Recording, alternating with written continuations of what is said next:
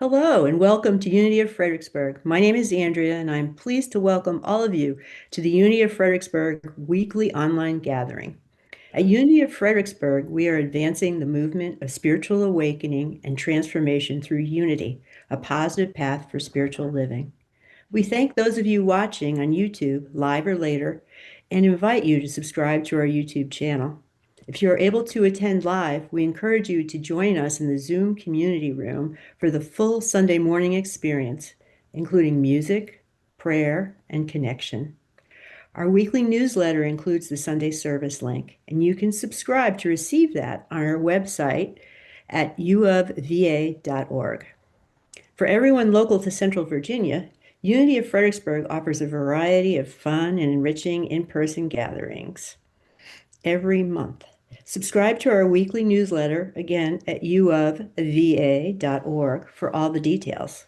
Our message and meditation today comes from Reverend Paul John Roach.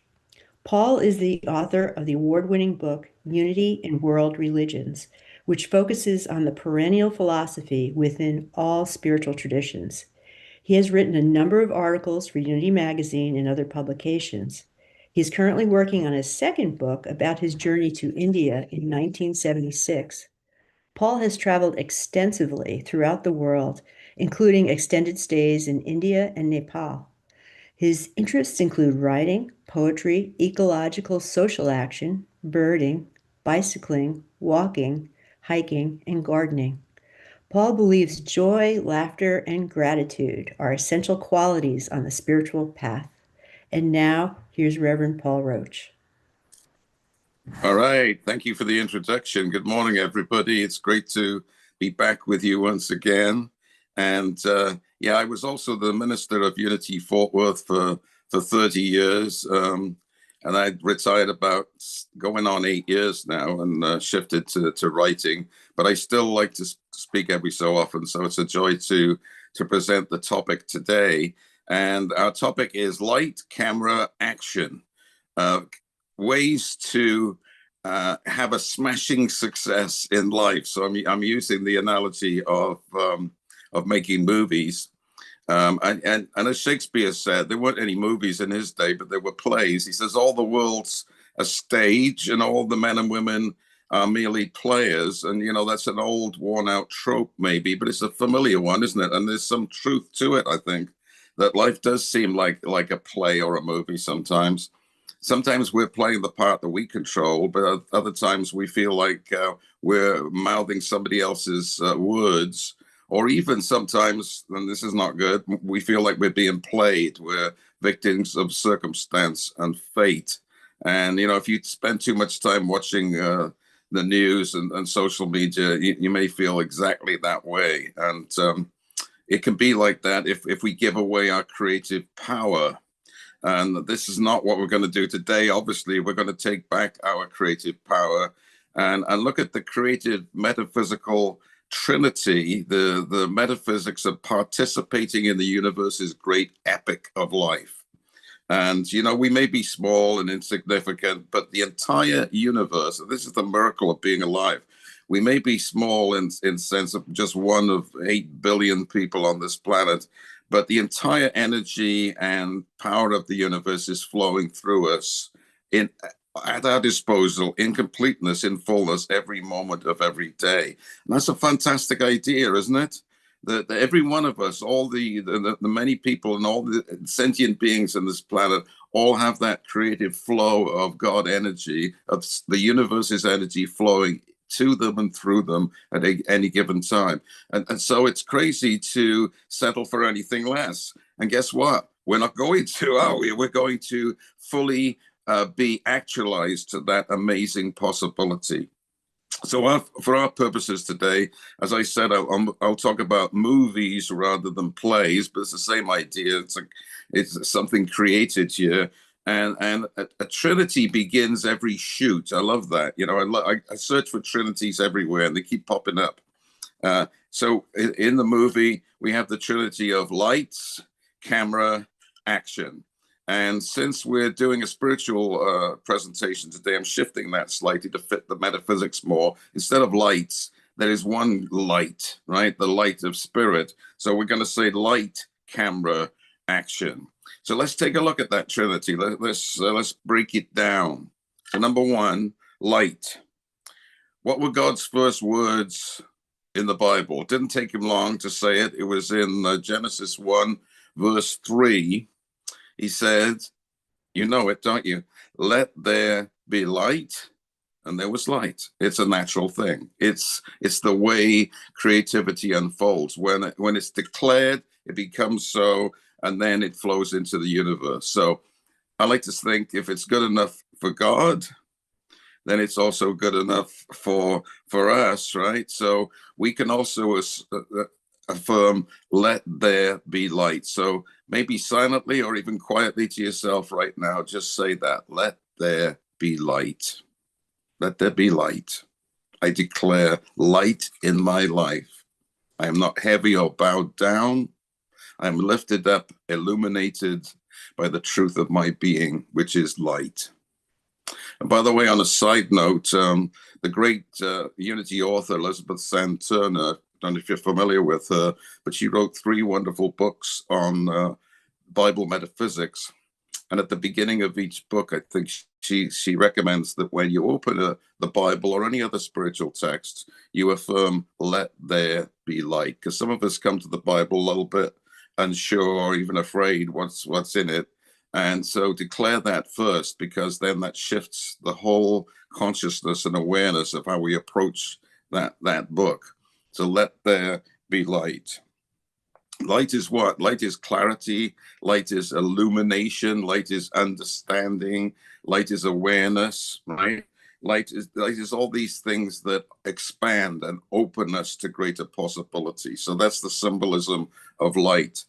But I want to add something else, and that is we're not living just in light. We're not just focused on positivity and light and illumination. We are also unfolding the apparent opposite of that too, because this is important. Some have accused Unity of being too positivist, that we're only focusing on the good, that we're living in la la land, and not facing reality. And if you notice, when in the Bible, when light was created, when God said, let there be light, before that, there was darkness and chaos, right? There was a wind moving over the vast waters, but it was a chaotic scene. And I would suggest that light is part of that, right? They are part and parcel of each other. You can't have light without darkness in that sense. It's not that it's real darkness, but it's the apparent opposite of this great light. And it manifests in our lives, when we have doubts, when we have fears. And to embrace that, to understand that, is to see that there is ultimately just the whole. So to fear dark, to fear and to demonize it as evil, only pushes it away and gives it power, actually, because we haven't integrated it into our lives. The Buddhists say samsara, the wheel of being and becoming, the wheel of endless change. Samsara and nirvana, the enlightened state, are one, right? So it's not happening after we get rid of all the problems. It's happening right in the middle of the problems as well. In the Psalms, in Psalm 139, my favorite Psalm, actually, it says about God, darkness is as light to thee. The light is bright as the day. Even the darkness doesn't exist. Night is bright as the day because darkness is as light to you. And I love that idea, right? It's the fact that even in the darkest moments, there's still that all penetrating light of possibility. So that's our first in the Trinity, right? Which is light. And I would suggest its key word is open. When we're filled with light, we are open and receptive, we're expansive, all things are possible, right? So keep that key word in mind, open. Next, camera. Key element of the camera is focus, isn't it? And how we focus that light with the lens of our understanding. Yes, this is a key part of the Trinity. And if you've ever created anything, whether it be art or poetry or fixed a car, whatever it is that's creative, sewn something, there's a moment where you just let go and allow the creative process to flow. You are focused, and it seems to happen through you. You don't have to force it anymore. And that's the wonderful point of creativity. I think it happens in sports too, when you're in that sweet spot, when you're in the zone. It happens for musicians. It's that letting go and knowing that you are focused and ready to let the creativity flow through you.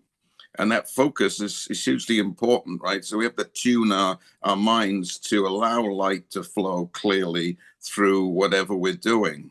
And just as a camera has many aspects, whether it's the camera angle, the director's insight, the tracking, the close-up shots. So in the same way, we have to also attune to what is ours to do and then allow that to happen. It's a bit like the spectrum, I guess. You have the one light, the beautiful white light, but then it's reflected and refracted into the spectrum of all kinds of colors, of possibilities at our disposal.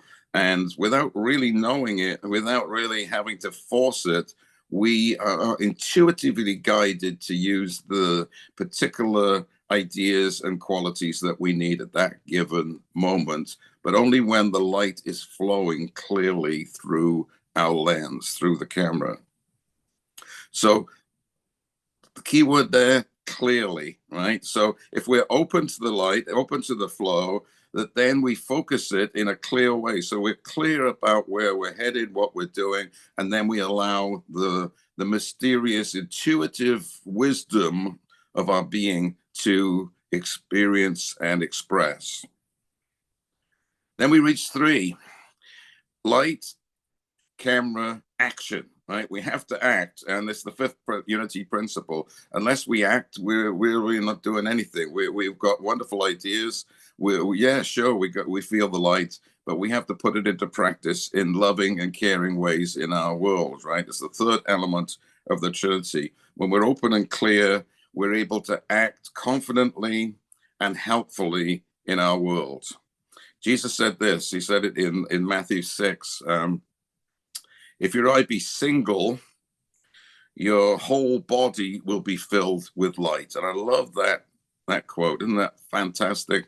If your eye be single, if your mind is focused, right? There's the second part, the camera focusing. If your eye be focused, then your whole body of experience, the whole action that you go through in your body on a daily basis, in all the things you have to do, will be filled with light. It will be full with that illumination, with that possibility. We have the wisdom to make wise and loving decisions. And the key word for that is we are unimpeded or unhindered, right? When we are fully in focus with the light of all possibility, then things move away and away from us that are obstacles.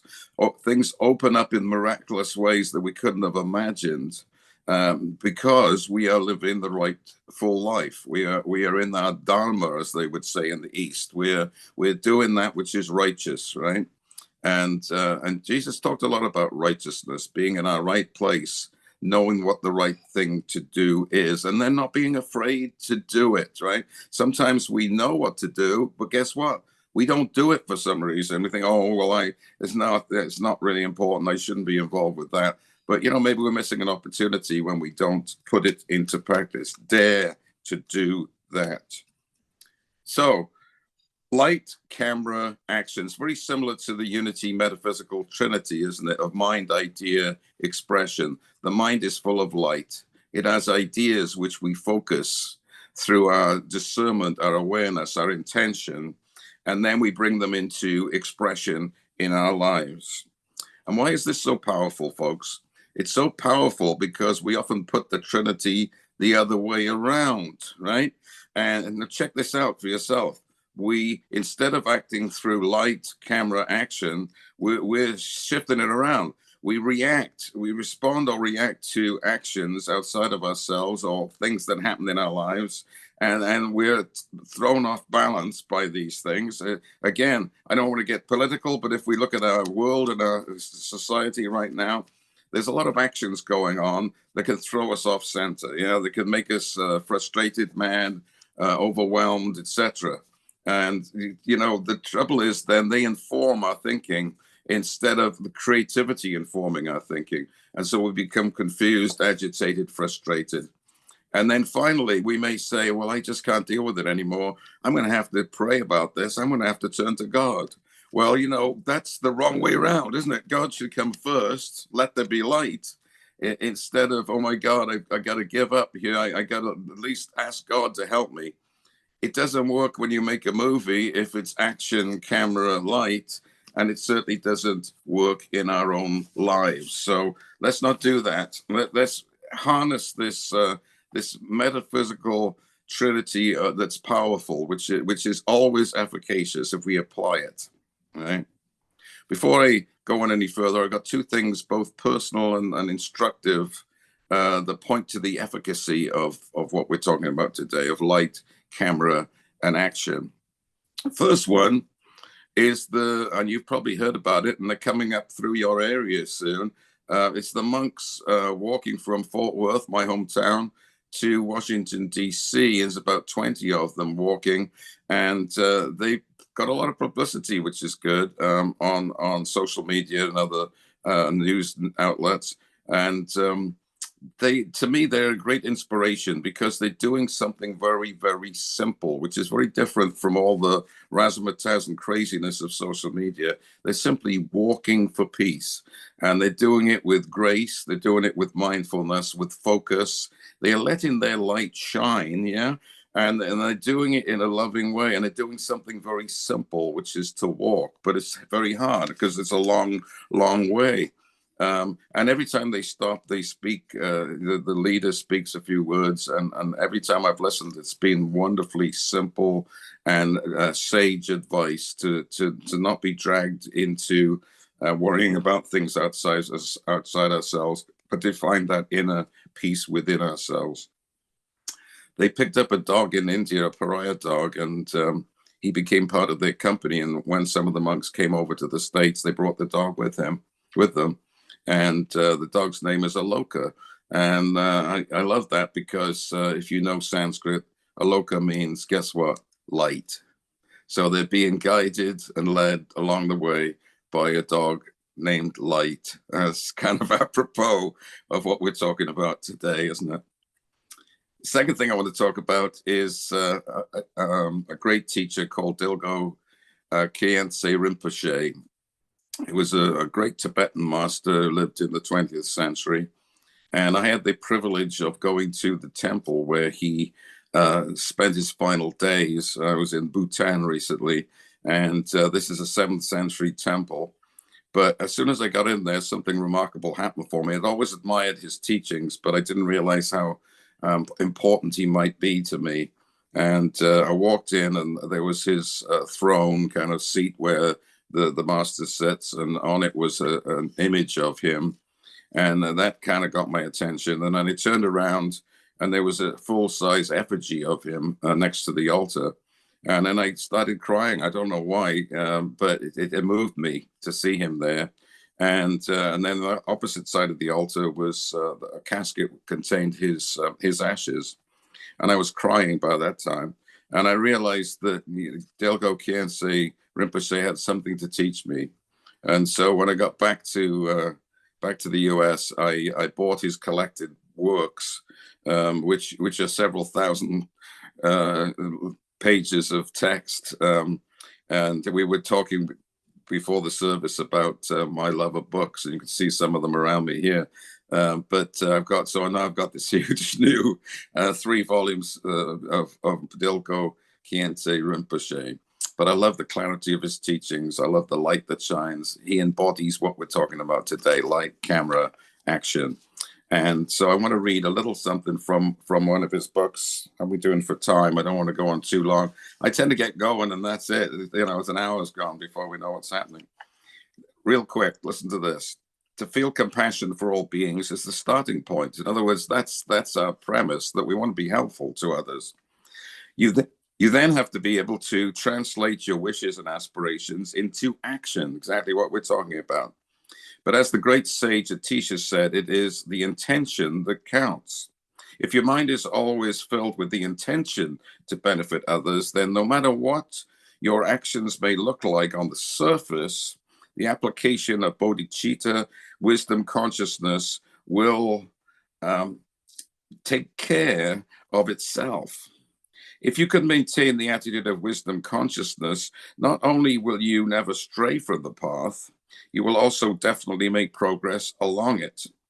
When your body, speech, and mind are completely saturated with the wish to help all sentient beings, when your aim both for others and for yourself is perfect Buddhahood or Christ consciousness, then even the smallest action, this is key for me, even the smallest action, a simple recitation of a mantra or a single prostration, will swiftly and surely bring the fulfillment of your goal. And I love that. Just the simplest action. It doesn't have to be a huge thing. It's the intention to do something kind, to put into practice with the light that you have, with the focus that you have, to bring it into action today, every day, one moment at a time.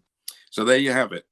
This year, it's a new opportunity. I know you're going to be focusing on intention and being present to this amazing possibility, right? So here we have this trinity for us to cogitate and look at and maybe practice in these coming weeks. First, declare light. Next, focus your awareness and intention based on the guiding of that light, and then act with discernment and love. And be encouraged, because as Dilgo Khyentse Rinpoche said, every loving act helps. And don't let the sun go down on you today without doing one loving act. Not a big deal trying to show how great you are, but something that where there's no reward. It's just, this is the way I choose to be. And finally, as Jesus said, in the world, you have tribulation. Yeah, that's the way it is. There's that darkness and the chaos. But be of good cheer. I have overcome the world with light, understanding, and love. That's it. Let's take a time of a short meditation, since we've already taken up a lot of time here. Let's meditate for a moment. So get centered, get still. There's a statement that says, when God shines, everything begins to shine. When God shines, when the creative force, the creative power of the universe shines, then everything shines. In a very real sense, we owe everything to our local sun, a local star, which gives life to everything on this planet. In the same way, the greater power and presence of the divine that permeates this universe makes everything possible. And so the light shines in a transcendent sense throughout the whole of being, but it also shines in a very immanent sense within our being, within our hearts and minds. And when those two great awarenesses, the transcendent and the immanent, the totally other and the totally inner, meet together in the place of Christ consciousness within us, then there's enlightenment, then there's joy, then there's possibility and love. And so we invite that to take place through our awareness of, let there be light. Let that light be focalized and focused, honed within our being, in our consciousness, not just in our minds, but in our hearts. And from that discernment and that intention, may it be brought forth in wondrous ways, so that we are helpful, compassionate beings, open and receptive, clear in our intention, unimpeded because we are working with the energies of spirit, and they can never be hindered. They flow, and divine order is established.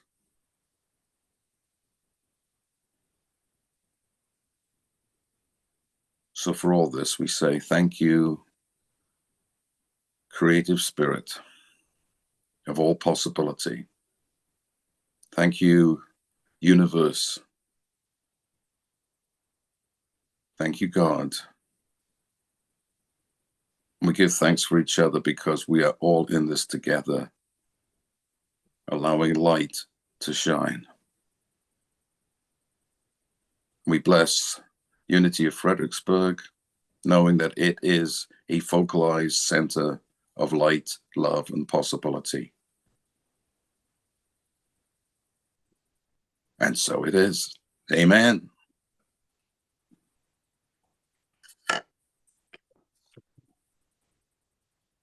Thank you, Reverend Roach. That was wonderful. Thank you. Thanks for watching this weekly broadcast from Unity of Fredericksburg.